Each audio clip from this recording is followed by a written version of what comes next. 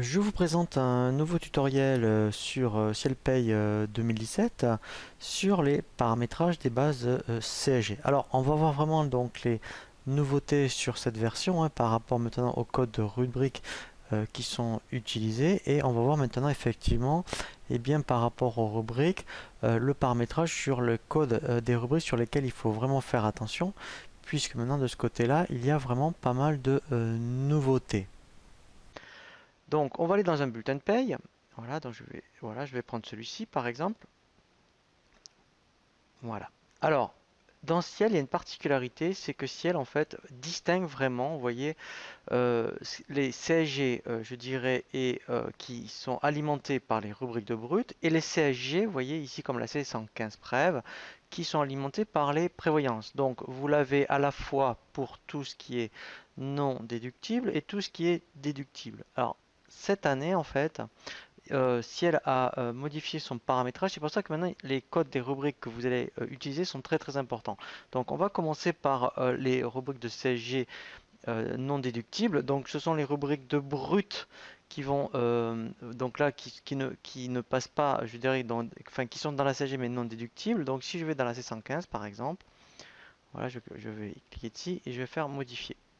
Voilà, maintenant en fait, qu'est-ce qu'a fait donc Ciel? En fait, pour vous expliquer le paramétrage, donc si vous êtes un nouveau utilisateur, ça va aller. Si vous êtes des anciens utilisateurs, maintenant il va falloir y faire attention. Donc ça veut dire que là, mettons sur la CSG non déductible, je ne parle pas des prévoyances, je parle des rubriques de brut. Il dit, je prends donc les rubriques de brut, moins là j'enlève toutes les rubriques dont le code commence par R et qui finit par E. Donc ça, c'est notamment toutes les rubriques en fait d'heures supplémentaires. Donc maintenant il faudra faire attention en fonction des codes des rubriques que vous utilisez. C'est pour ça que maintenant les codes des rubriques sont un petit peu significatifs. Si vous créez une rubrique par exemple qui commence par R et qui finit par E, vous voyez, donc quand il y a des points d'interrogation, c'est-à-dire je prends quels que soient les caractères utilisés, voilà, donc je vais donc pas, enfin entre guillemets, pas faire attention. Dès que ça commence par R, que ça finit par E, eh bien en fait je l'enlève de la base CSG. Donc ça, c'est pour les non déductibles et pour les prévoyances. Donc là aussi, maintenant, il y a pas mal de nouveautés. Avant, il n'y avait que la 420 et maintenant, qu'est-ce qu'ils ont fait? En fait, pour vous montrer, donc ici, ils ont dit, donc je prends, alors on verra qu'est-ce que c'est le bonus quand on va voir notamment c'est par rapport à tout ce qui est participation et abondement. Donc je prends le bonus moins la rubrique R260 qui n'est pas soumis. Donc on ira voir ce que c'est la R260 non soumis. Et je vais rajouter maintenant toutes les rubriques de part patronale. Donc avant il n'y avait que la 420. Et vous voyez que maintenant ils l'ont enlevé. Et en fait maintenant dès que ça commence par C, que ça commence par 42, et donc quel que soit le caractère qui sera après, eh bien je le prends en compte. Donc si vous créez, mettons, une 421, 422, 423, enfin jusqu'à 429 par exemple, lui, il va la prendre. Donc c'est pour ça qu'il va falloir faire attention. Et après, je prends aussi la 440, tout ce qui commence aussi par 47, et la 710.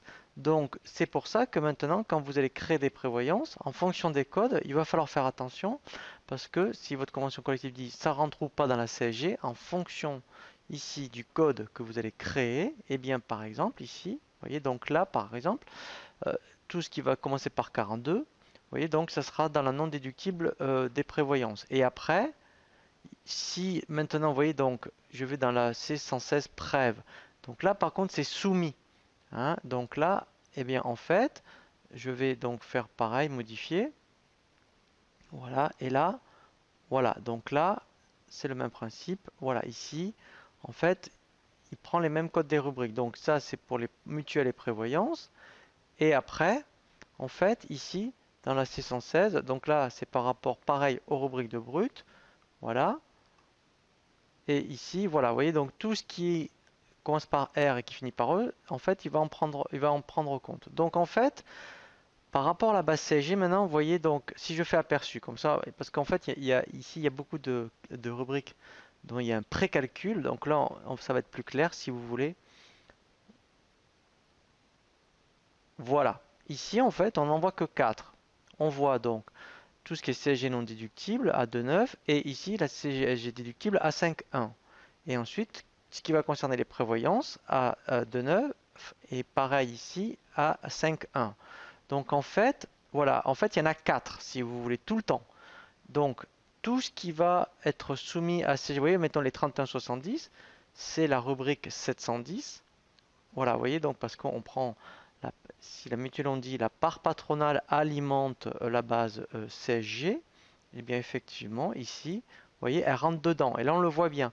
Donc si vous aviez des prévoyances, si vous utilisez un code C425, obligatoirement, en fonction du paramétrage qu'a fait Ciel, eh bien, ça va alimenter la C115 et la C116. Donc, si vous avez des robots de prévoyance qui disent ben, c'est pas soumis, il faudrait créer, mettons, une C43 par exemple, au niveau des prévoyances, parce que ça ne va pas rentrer dedans.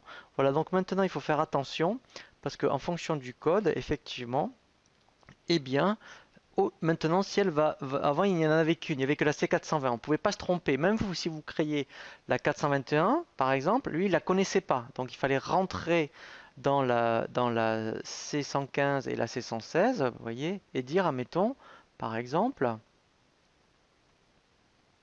ici, il fallait faire, admettons, quand on fait modifier, il fallait rajouter, et on disait, mettons, voilà, on rajoutait plus MTPAT C421. Maintenant, c'est fini, vous voyez. Tout ce qui va commencer par C42, lui va prendre en compte. Donc, dès que c'est pas soumis, il faut créer une 43, par exemple. Vous voyez, ou une 45, une C45, voilà. Donc, c'est pour ça que maintenant, il faut être vigilant par rapport à ce qui est soumis à la CSG ou pas, puisque maintenant, en fait, si elle a changé son paramétrage par rapport à 2015, et effectivement, maintenant, il prévoit ce qu'on appelle une fourchette au niveau des codes de rubrique, dès qu'il y a un code qui rentre dedans, lui, il va la prendre en compte. Voilà. Donc maintenant, ce que je vous propose, c'est un tutoriel un petit peu similaire sur le forfait social et tout ce qui concerne effectivement quand c'est soumis ou pas à 8%.